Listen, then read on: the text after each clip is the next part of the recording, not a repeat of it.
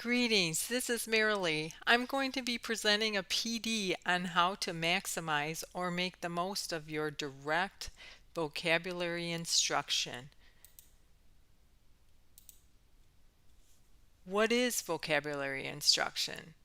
I'm hoping that you can do this choral read with me where we say this definition together. Vocabulary instruction is the instruction and meaning of words and in word learning strategies, actively involving students in making connections in both oral and written language. Why maximize your direct vocabulary instruction? You might be saying, well, there's some very interesting statistics. First of all, word poverty by kindergarten, a gap of 32 million words already separates some children in linguistically impoverished homes from their more stimulated peers. If a student has a strong vocabulary, they are more likely to read more. For instance, the amount of time spent reading outside of school is important, especially for their vocabulary development. For example, a student who reads 21 minutes per day outside of school reads almost 2 million words per year, versus a student who reads less than 1 minute outside of school reads only 8,000 to 21,000 words per year. Research does show that word knowledge links strongly to academic success and is critical to reading comprehension, which is our goal. Determines the success in comprehending and learning from texts. There are 5 components of effective vocabulary instruction.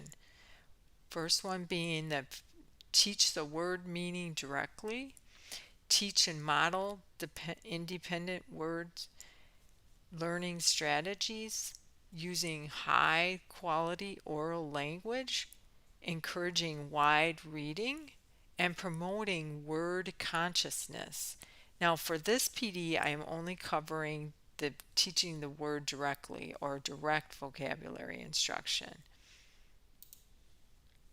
Marzano's 6-step process. Why should we use it? Well, Robert Marzano is an education researcher and a teacher who spends many hours observing teachers and students. He believes that direct vocabulary instruction is important in all content areas. His 6 steps is revolutionary to teaching vocabulary. I'll be giving more explanation of each of these steps in the slides following. Just to kind of give you an overview, step 1 is explaining the word. Step 2 is restating the words in their own words. And then step 3 is drawing the word. Step 4 is engaging in activities to reinforce their learning of the word. And then step 5 is discussing the word with a partner. And then step 6 is playing games. Step 1, explaining the word. The teacher sounds out the word, defines it, and shows an example and a picture if they can. I'm going to show you a tool that might help with this, first of all. And then other things the teacher can show is providing it in a sentence, connecting it to a prior experience that the teachers had or even the students had, telling a brief story about the new word. And you can seek out any videos to help understand the new word. I want to show you this tool I found. It's called Visual Thesaurus. It has a website and we can get a subscription for it for pretty, and it's not too expensive to do. So I'm hoping that we can all use this, if not already using some tool that's similar to it. First of all, I love that they have this color coding of the word types, like nouns are in red, adjectives are in yellow, verbs are in green, and adverbs are in purple. And then so these dots correspond to those colors, so that tells you that the word right is actually a verb. So as you hover over each of these dots, you will get connections or definitions and then even sentences to help support that definition. So in other words, when I hovered over this dot, I would get this produces a literary work, and then here's two sentences. She composed a poem and he wrote four novels.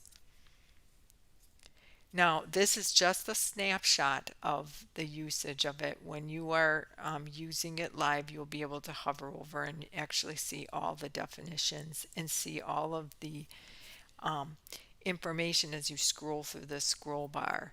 So if you go onto the website yourself, you can play with the features there. Now, steps two is where the student will actually restate the new word in their own words. And a great tool for capturing that for the students is called a vocabulary notebook. And here I have an excerpt for the word summit. So the student would actually write out what it means in their words, so the top or the highest point. And then if some students need extra help, they could probably use the Visual Source website themselves to get more help.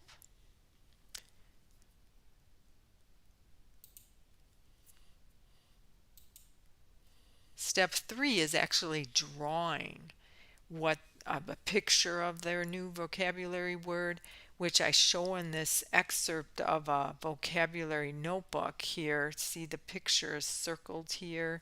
They actually put an arrow to signify that this is the summit point of the mountain picture they drew.